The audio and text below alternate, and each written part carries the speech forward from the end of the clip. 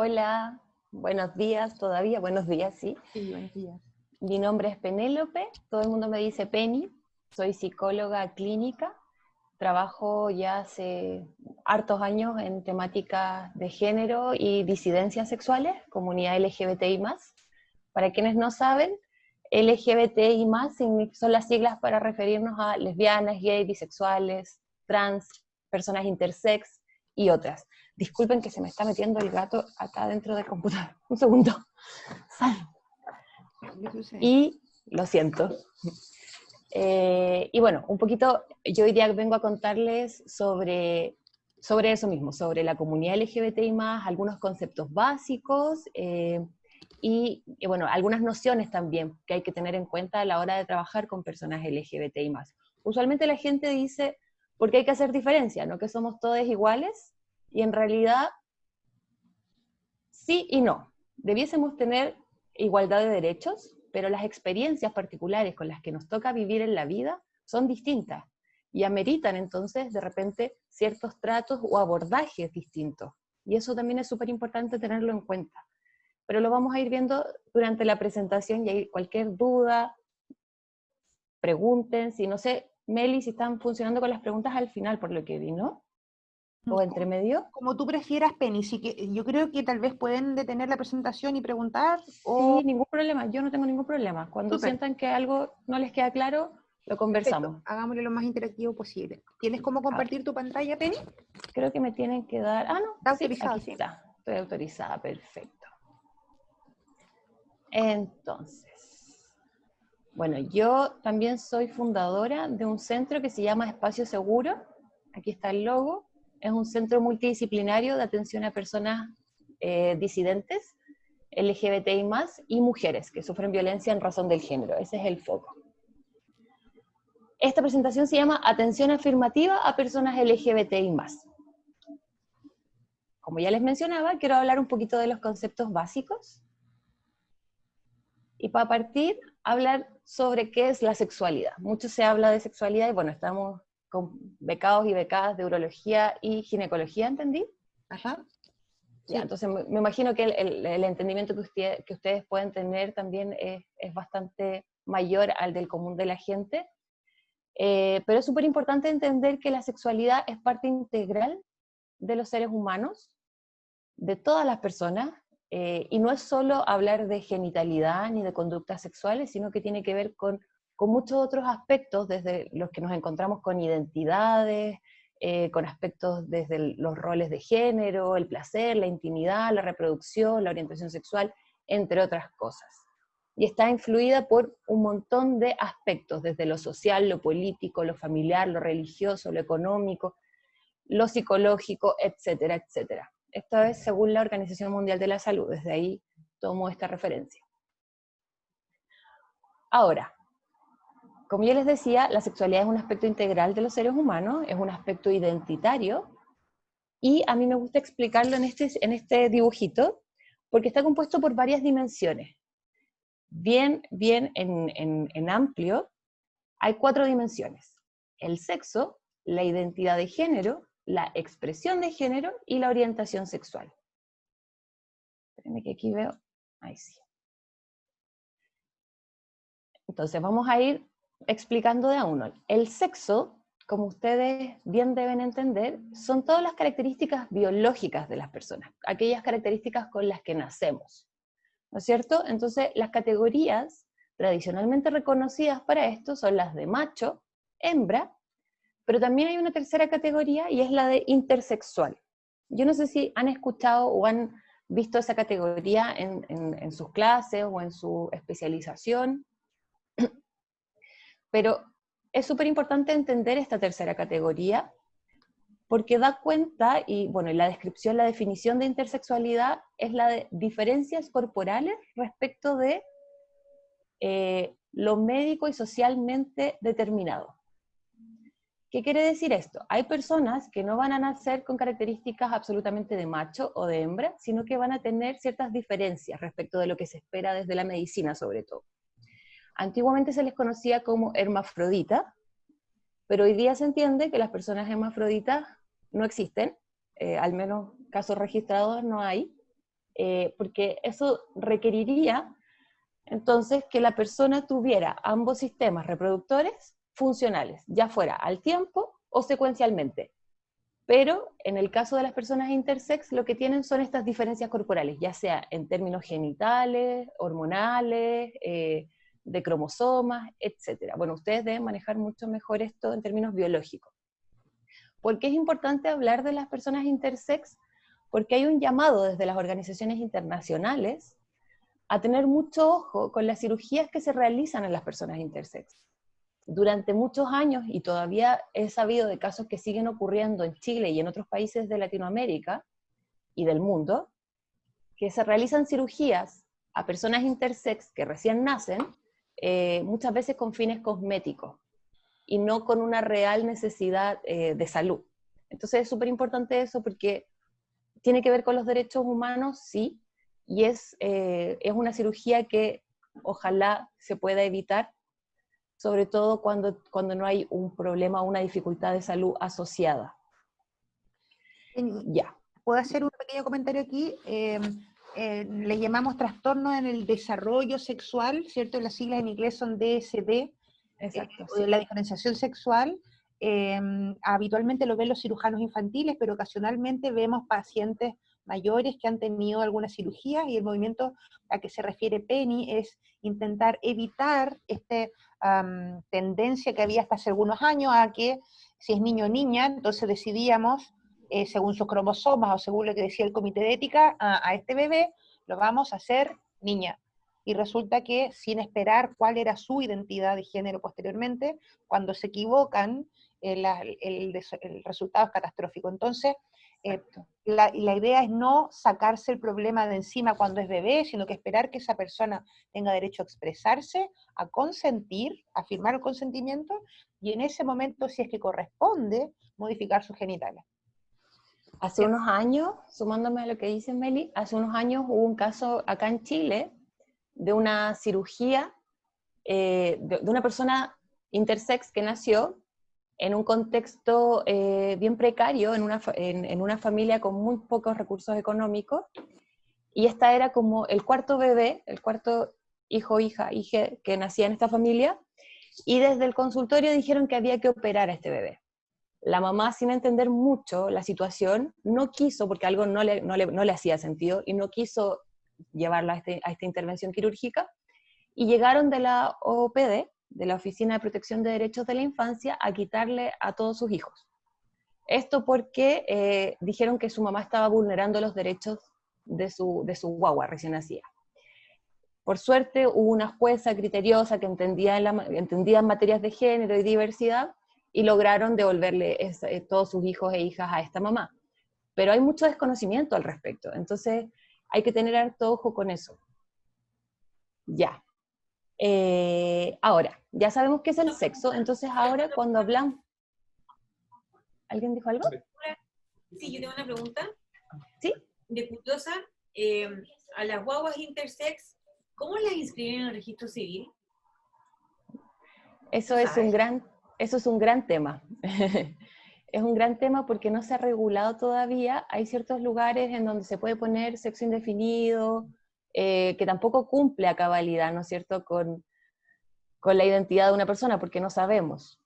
Pero muchas veces también las familias eligen, como lo que más parezca, por así decirlo. Esto no, vamos a ir hacia allá y esta va a ser la línea en que se va a encaminar. Yo creo que el problema principal de esto es que tendemos a binarizarlo todo, como que siempre tuviéramos que pensar en niño, niña, macho, hembra, y es algo que no se ha regulado todavía de buena manera, digamos. Entonces, es usualmente una decisión familiar, en conversación con médicos, y que eventualmente podría cambiar, sobre todo considerando que tenemos hoy día una ley de identidad de género que podría permitir el día de mañana realizar un cambio de la cédula de identidad y del registro de nacimiento. ¿Puedo aportar algo? ¿Sí?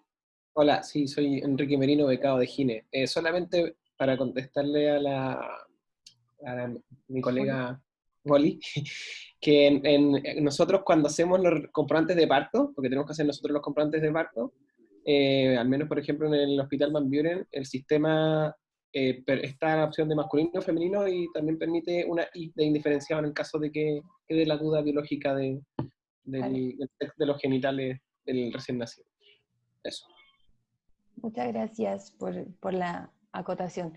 Sí, y es un gran tema, esto da por mucho, sobre todo porque históricamente las decisiones las tomaban desde los profesionales de la salud, muchas veces sin ser consultados incluso a la familia. Entonces, bueno, ahí hay hartas vulneraciones de por medio y la idea es que esto ya no siga ocurriendo, ¿no? Ya, vamos a irnos entonces a la identidad de género. La identidad de género es, como lo dice el nombre, es la identidad, es lo que cada persona siente de sí misma, es quién soy. Soy mujer, soy hombre u otra categoría posible. Que muchas veces se espera y está esta idea como colectiva de que siempre va a ir relacionada con nuestro sexo biológico. Pero en realidad hoy sabemos que esa relación no necesariamente es así.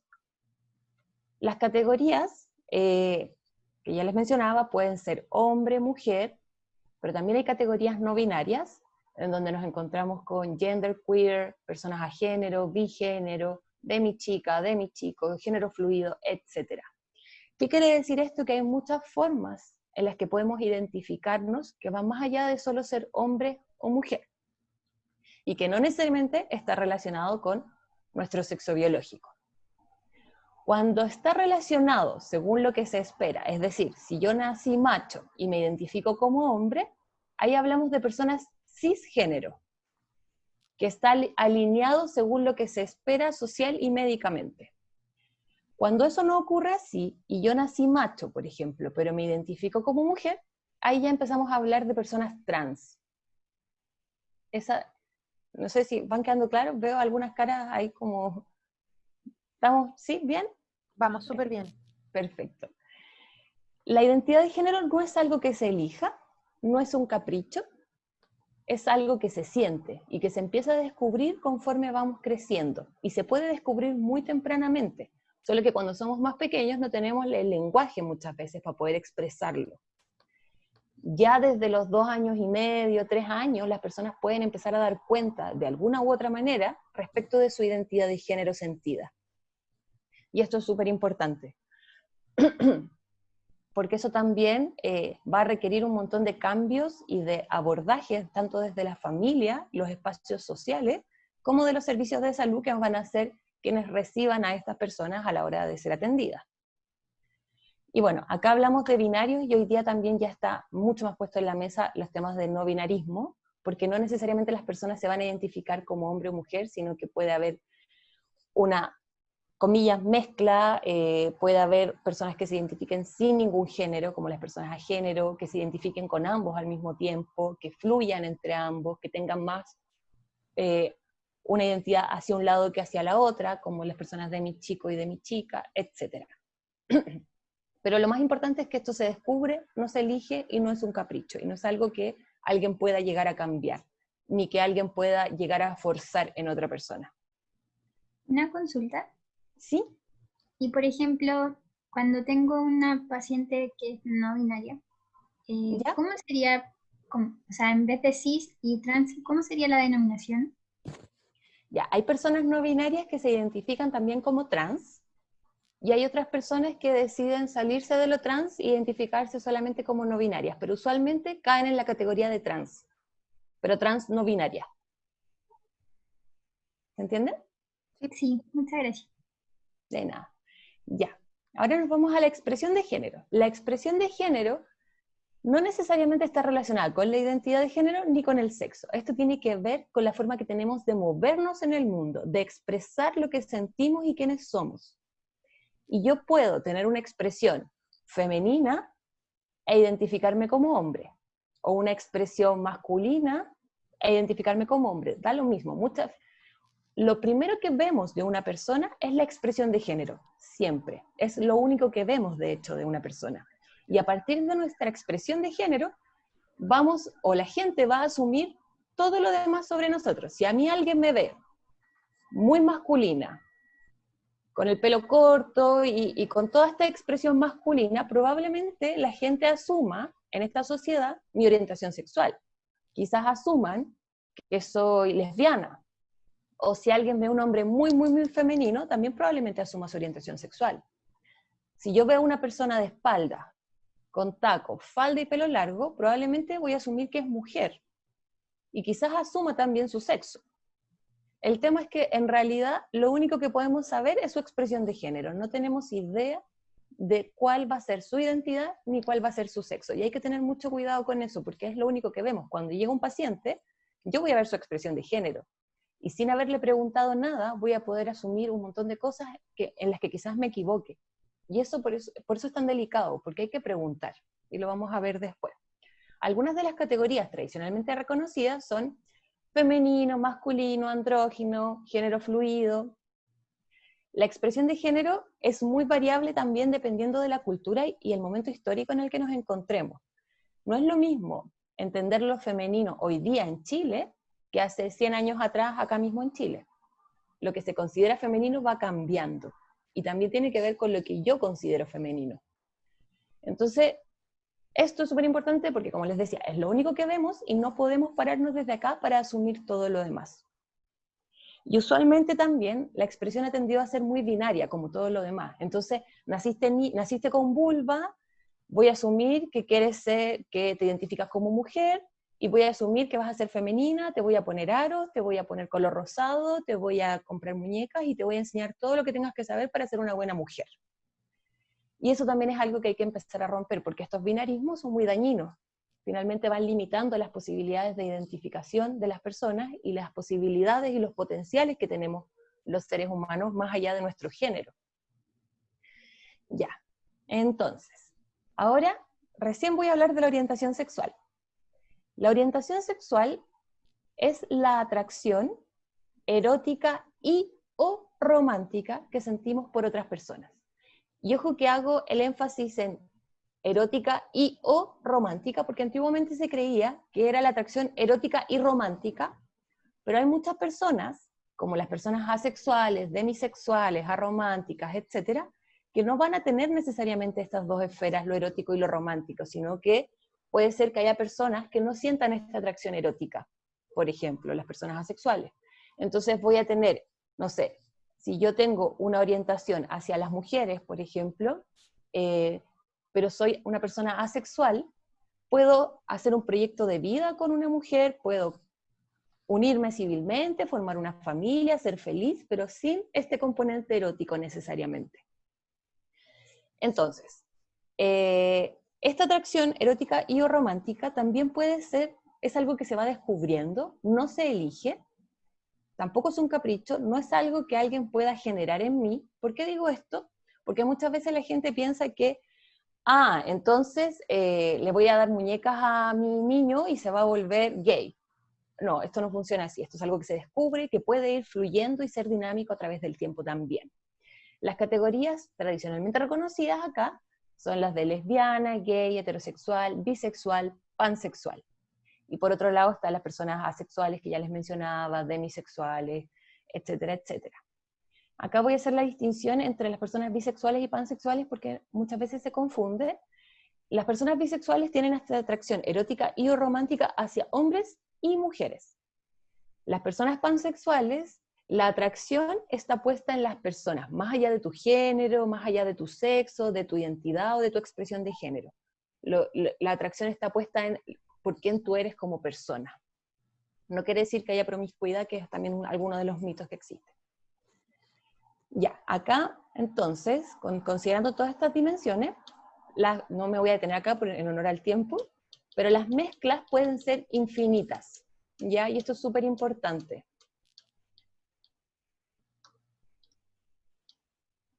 Acá me voy a detener en lo trans.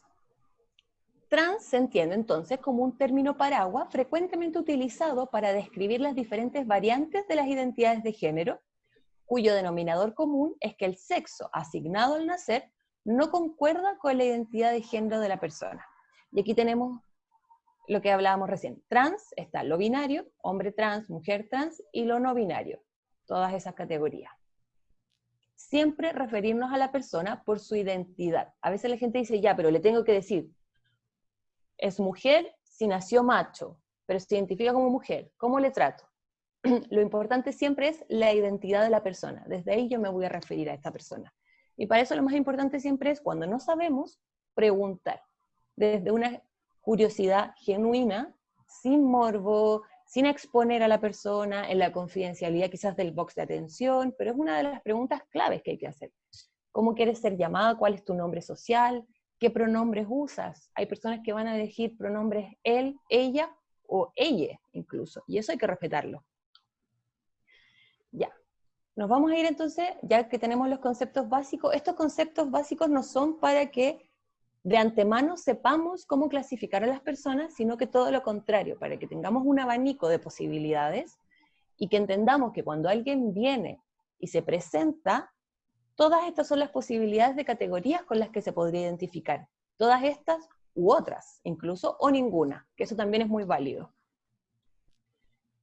No existe evidencia confiable que demuestre que la orientación sexual y o la identidad de género por sí solas afecten el bienestar de las personas.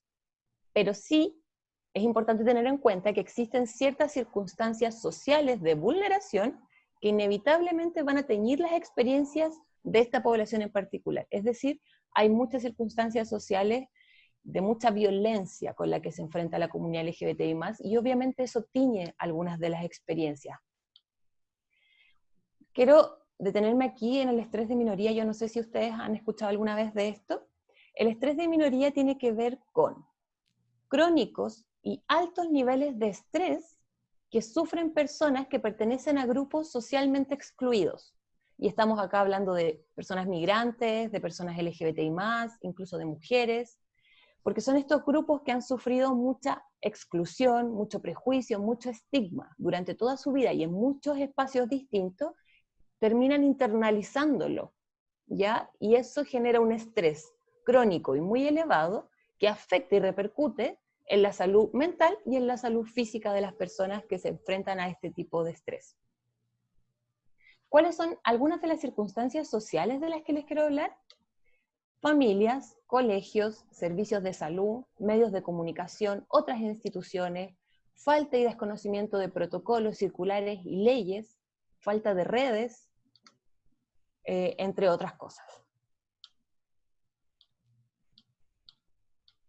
LGBTI-fobia o LGBTI-odio tiene que ver con lo que antiguamente conocíamos como homofobia, que es esta violencia que puede ir desde distintos lugares hacia una persona por su identidad sexual. Antiguamente era mucho más manifiesta, hoy día también, a propósito de que hay un castigo social mayor respecto de las violencias hacia las comunidades LGBTI+, han surgido otro tipo de violencias que son más sutiles y que tienen que ver con estereotipos, con comentarios que a veces la gente puede hacer, y que terminan siendo muy dañinos, pero que pasan más solapados, porque ya no puedo decir abiertamente, sal de aquí maricón, eso no es algo que se acepte socialmente en general en muchos espacios. Pero entonces hay otras formas que la gente tiene de discriminar igual, y que son más sutiles, más solapados, y que muchas veces incluso más dañinos, porque además cuesta más denunciar ese tipo de situaciones. Me voy a saltar esto en honor al tiempo, pero acá puse algunos ejemplos, como yo no soy homofóbico, pero me cargan las locas. Eso también es un tipo de discriminación y de homofobia. O no deberían adoptar, los niños no tienen la culpa. Todo eso también es ser una persona homofóbica. Otra de las circunstancias sociales, entonces, la violencia en la familia. Voy a pasar muy rápido esto, pero al interior de las familias uno se puede encontrar con mucha violencia, que va desde los cuestionamientos y las dudas, hasta amenazas, manipulaciones emocionales, agresiones físicas, castigos. He visto agresiones sexuales para, comillas, reparar a mi hijo o a mi hija, que ya no sea gay o lesbiana o lo que sea, violencia verbal, violencia física, etc. Entonces, la violencia al interior de la familia es muy grande. Los colegios, ocurre lo mismo. Hay mala educación sexual. En general, la educación sexual que recibimos, cuando recibimos, es siempre solo heteronormada, es decir, puesta en lo reproductivo, en las relaciones heterosexuales, sin considerar que hay otro tipo de relaciones, y solo reproductivo y de prevención, de ITS, etc. Hay muchas imposiciones binarias de lo que debiéramos hacer mujeres y hombres de manera separada, separando entonces en términos de género, etc. se ha relacionado el bullying LGBTI fóbico con más posibilidades de acoso, con consumo de sustancias, con deserción escolar y con suicidio. El bullying LGBTI fóbico se ha encontrado que tiene mayor relación con este tipo de afectaciones que otros tipos de bullying incluso, porque acá además hay todo un sistema, incluida la familia, que está vulnerando a esta persona. Entonces, como por así decirlo, la sumatoria de violencias es tal que las consecuencias son muy graves. Se hizo una encuesta el año 2016 en la Fundación Todo Mejora, yo participé de esta encuesta en ese momento, y se encontró con estudiantes de todo Chile LGBT. Estos fueron algunos de los resultados. 1 de cada 10 estudiantes fueron agredidos en el colegio por su orientación sexual. 59,9% de los insultos provenían del personal del colegio, no de sus pares. 7 de cada 10 estudiantes se sentían inseguros por su orientación sexual. 100% de estudiantes trans se sentían inseguros en sus colegios, y un 68,7% no obtuvo apoyo de sus apoderados. Entonces, si vamos viendo, todas estas circunstancias sociales, como yo les decía, se van sumando. Por otra parte están los servicios de salud, y esto acá nos toca directamente a quienes estamos en este lugar. Hay falta de información y de educación. Yo no sé quiénes de ustedes recibieron, yo al menos no, en la universidad, no recibí clases, no recibí ningún curso, ni ningún tipo de información o educación respecto de las diversidades sexuales. Hay discriminaciones y barreras de acceso, y les voy a mostrar algunas de estas barreras, porque son cosas con las que uno se topa, ¿no? Y por eso las quise poner acá. Rehusarse a atender u otorgar mala atención a una persona por su identidad sexual, sea cual sea. No preguntar ni respetar el nombre social de una persona. No respetar los pronombres y el género sentido, como la historia que contaba Meli. Preguntar por pololo o polola, esposo o esposa, asumiendo una heterosexualidad. Uno siempre debe preguntar por pareja o por vínculos sexoafectivos, porque hay personas que también que no son monógamas y que son poliamorosas, por ejemplo. O no considerar la orientación sexual cuando eso puede ser necesario para nuestro abordaje. Asumir que, por la pareja actual que tiene la persona, solo tiene relaciones sexuales con personas de ese género. O sea, está hoy día en una relación con una persona, con una mujer, no significa que solo tenga relaciones sexuales con mujeres, por ejemplo. Asumir que el núcleo de los problemas de una persona responde a su orientación sexual y o identidad de género. No considerar las experiencias de vulneración y violencia que una persona puede estar sufriendo, considerando todas las cosas que hemos hablado de esta sociedad. Asumir el estilo de familia, proyectos, gustos de una persona solo por su identidad sexual. Relacionar la identidad de una persona con una patología. No considerar a la pareja cuando ésta sea del mismo género. No considerar que también puede haber violencia dentro de las parejas del mismo género. Asumir que una mujer lesbiana no necesita métodos de protección sexual o exámenes de ITS, por ejemplo. Asumir que los hombres gays vienen por temas relativos a ITS y VIH. Presionar a alguien para que devele su identidad. No considerar la identidad de género de una persona al momento de internar u hospitalizar. Eso también es súper importante. Develar la identidad sexual de otra persona sin su consentimiento, aunque sea menor de edad. No podemos hacer eso jamás. Burlarse de una persona por su expresión de género. No preguntar temas, comillas, íntimos por vergüenza cuando estos sean necesarios para una buena intervención, o lo contrario, preguntar estos temas cuando no tiene que ver con nuestra intervención. Referirnos en términos como cola, hueco, fleta, fleto, maricón, pasivo, etc. Asumir y esperar que todas las personas trans quieren una cirugía y hormonas. No todas las personas trans van a querer tener cirugía ni un proceso hormonal, y eso es súper importante, porque tampoco podemos asumirlo. Bueno, hay dentro de los servicios de salud una lógica biologicista donde se olvidan los aspectos que tienen que ver con la identidad, la emocionalidad y la psicología, y están también estas terapias de reconversión. Existen explícitas e implícitas. Las terapias de reconversión son terapias que se hacen desde la psicología, la psiquiatría y otras ramas que buscan cambiar la orientación sexual o la identidad de género de una persona. Te prometen que te pueden convertir o reconvertir a la heterosexualidad y a los cisgéneros. Es muy violento, tiene muchas repercusiones, se ha relacionado directamente con el suicidio posterior. No me voy a detener aquí en honor al tiempo, pero es importante entender que eso ocurre, no es ilegal en Chile, más allá de que el Colegio de Psicólogos haya hecho una declaración pública, no es ilegal, cualquiera puede hacerlo. Acá les voy a dar solo un par de ejemplos de otras intervenciones, porque yo les decía, están estas que son intervenciones que proponen esto como una salida, ¿no es cierto?, de la homosexualidad, por así decirlo, pero también hay personas que sin proponerlo abiertamente tienen intervenciones que apuntan a esa misma línea. Les voy a dar algunos ejemplos.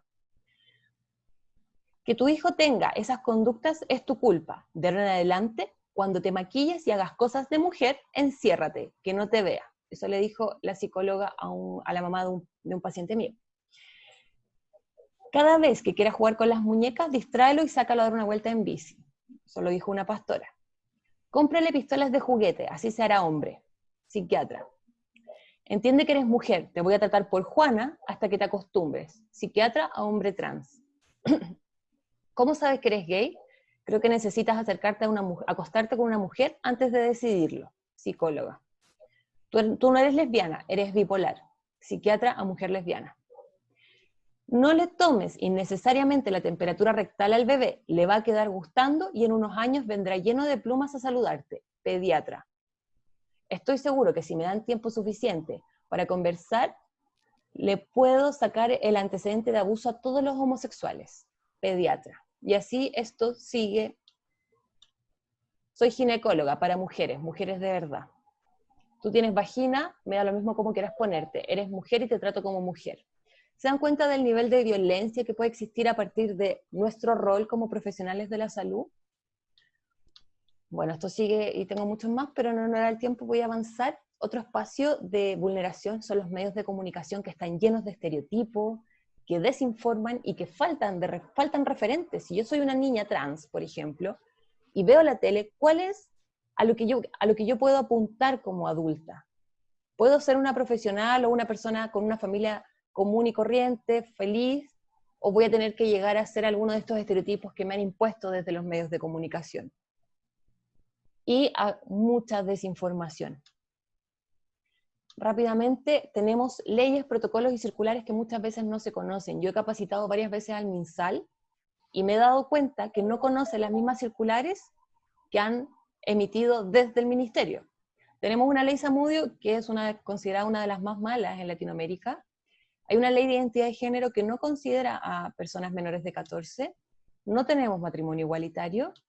Hay una circular 21 que habla del nombre social y el respeto por el nombre social de las personas trans. Yo no sé si la conocen. Está la circular 18 que tiene que ver con las personas intersex. Está la circular 768 que tiene que ver con los espacios educacionales, por ejemplo. Todas esas cosas es importante conocerlas porque también tiene que ver con cómo tenemos que tratar a las personas que vienen a consultar desde estas circulares y normativas. Muchas veces yo mando a mis pacientes a los hospitales o a las clínicas con la circular en mano, porque muchas veces no les van a respetar su nombre social, por ejemplo. Hay un alto impacto en la salud y el bienestar, en definitiva. Acá algunos ejemplos. Como ya veíamos, deserción en la salud mental y física, por ejemplo, depresión, baja autoestima, ansiedad, trastornos alimentarios, autolesiones, automutilaciones. A mí me han llegado adolescentes con intentos de mastectomías hechas en casa. Me han llegado jóvenes, niñas con automutilaciones genitales. Todo eso lo he visto y es muy común, porque efectivamente no hay un sistema que les apoye. Si tú tienes ahí una persona que quizás todavía no puede acceder a la cirugía, lo quiere con todo su corazón, pero no puede, sí contar con el apoyo y la tranquilidad de que vamos a caminar cada día para llegar hacia allá, baja muchísimo la angustia, ya no hay una desesperanza. Consumo de hormonas de manera clandestina, es algo que siempre hay que preguntar porque pasa mucho. Uso de silicona industrial. Consumo de sustancias, a propósito de lo mal que se pasa en la vida, obviamente esto es una alternativa. Conductas de riesgo, muchas veces relacionadas con el consumo de sustancias. ITS, VIH, a propósito de todo esto y además de la desinformación, el inicio de relaciones sexuales de manera clandestina, porque nadie me enseñó. Si yo soy una mujer lesbiana, ¿cómo lo hago? Si hay ¿cómo se cuidan dos cuerpos con vulva? ¿Cómo se cuida una persona trans? Etcétera, etcétera.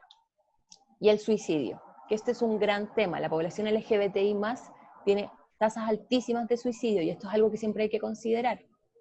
La OTD, que es una organización de personas trans, hizo una encuesta hace unos años y se encontró, para personas trans, con que el 56% de las personas trans había intentado suicidarse. Pero miren esto, el 48% tuvo su primer intento entre los 11 y los 15 años, el 27% entre los 16 y los 18, y hay un 9% que fue antes de los 10 años.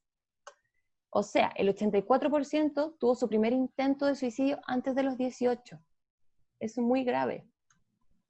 Y bueno, el rechazo familiar aumenta hasta 8 veces las probabilidades de cometer intentos suicidas en la comunidad LGBT. Imagínense cómo suben las probabilidades con todos estos factores que ya les voy mencionando. En concreto, ¿cuáles son las buenas prácticas desde nuestro lugar de trabajo que podemos tener? Primero, validar la identidad de una persona siempre. Preguntar y respetar el nombre social y los pronombres. Pero eso tiene que ir registrado en ficha.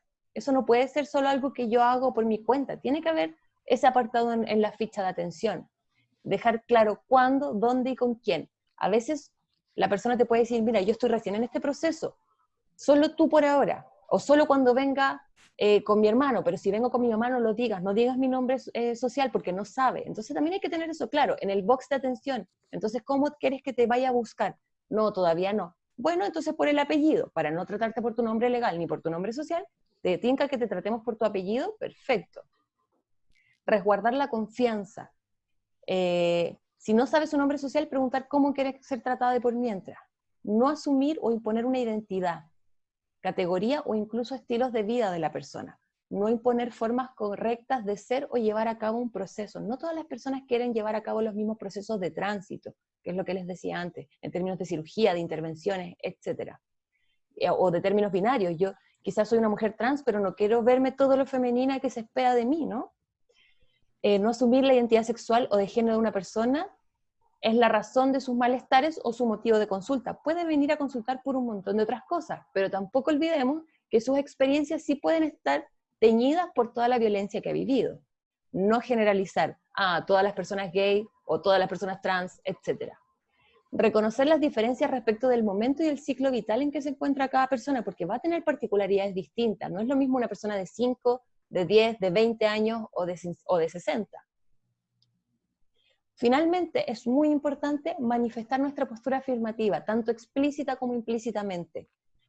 Es más fácil que una persona se sienta a gusto y se pueda abrir si yo doy cuenta de que este es un lugar libre de discriminación. Pero mucho cuidado también con eso, porque si yo pongo un afiche, por ejemplo, que diga, en este lugar no se discrimina, pero el resto de mi equipo puede que sí discrimine, puede ser muy contraproducente. Entonces, algunas de las sugerencias es que, por ejemplo, si yo no estoy segura de que mi equipo entero va a ser un equipo inclusivo, me pongo yo mi chapita, me pongo yo mi banderita y que la persona note que yo soy una persona, un profesional seguro o segura. Y por último, es necesario también replantearse los propios estereotipos, prejuicios y binarismos o podemos terminar haciendo mucho daño. Tenemos un montón de cosas que hemos aprendido y que están súper encarnadas. Nos enseñaron que los hombres hacen esto y que las mujeres hacen esto otro, que los gays funcionan así, que las lesbianas de esta forma. Y todo lo tendemos a ver muy binario porque así es como nos han criado y nos han educado. Hay que empezar a romper con eso y abrirnos a que las personas pueden venir con un montón de categorías, identidades o formas de vivir que quizás se escapan de lo que conocemos o de lo que esperamos, pero tenemos que estar con la apertura suficiente para poder recibir y dar respuesta a todas esas experiencias. Y aquí les dejo una cita de un paciente mío que dijo, si pudiera volver el tiempo atrás, me diría a mí mismo que no estoy solo. Es un joven trans de 29 años.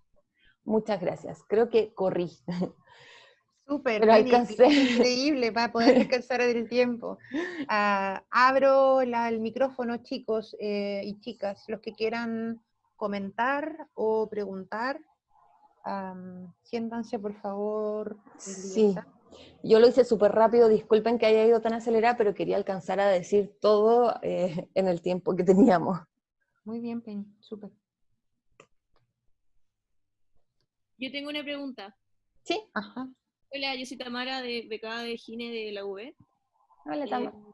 Esta pregunta es como con respecto a lo que últimamente he visto en redes sociales, esta campaña como de las partes más conservadoras que habla como de los no te metas con mis hijos.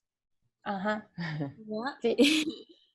bueno, claramente yo no estoy muy de acuerdo con eso, pero como que se ha dado mucho como la polémica con respecto, por ejemplo, a los niños trans, a qué, por ejemplo, a qué baño deben ir, ¿ya? Ujú. ¿Hay algún consejo con respecto a eso? O una solución, por ejemplo, podría ser que simplemente hubieran baños mixtos, como a veces se da en Europa, o si hay alguna Sí. medida como de, como, no sé, hasta el Ministerio de Educación o alguna, como más que nada algún consejo o qué sería mejor para ellos. Ya, mira. Hay, en la circular 768, que es la del Ministerio de Educación, lo que se plantea es que el colegio acoja las necesidades y requerimientos de cada niña, ¿no? Entonces, van llegando a acuerdos, pero en general el tema del baño siempre llega a ser un punto de tope, como podemos permitir todo esto, pero el baño es que el resto de los apoderados, es que qué le va a pasar a estos niños. Eh, yo creo, en lo personal, que lo mejor sería contar con baños mixtos. Porque incluso en los colegios, los baños están cerrados, como están estos cubículos en general, y si no, que se formen esos cubículos. Pero genera mucha diferenciación. En general lo que yo he visto que hacen y terminan haciendo los colegios es mandando a las personas trans, a sus estudiantes trans, al colegio para personas con discapacidad, o al baño de profesores, eh, baños muy alejados, en donde pierden todo su recreo por llegar a ese baño lejano, y el recreo es parte importante también del desarrollo de niños y niñas, ¿no es cierto? Como requieren esos espacios de socialización y juego, y no pueden tenerlos porque los mandan a baños muy lejanos. Yo creo que la respuesta debiese ser baños mixtos, y que cuenten con baños quizá, baños de niños, de niñas y mixtos, y que cada quien pudiese elegir. Si no hay la posibilidad, yo creo que siempre debiesen ser baños mixtos. Gracias. De nada. Últimos minutitos para comentarios o preguntas. Udeconce ha estado muy silenciosa.